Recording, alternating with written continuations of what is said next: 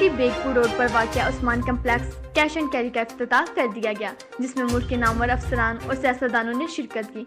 Usman complex सादोकी में ज़रूरत ज़िंदगी की तमाम अशिया की खरीदो फरोख्त जारी कर दी गई। उस्मान कम्प्लेक्स सादोकी में पहला प्लाजा तैयार हुआ।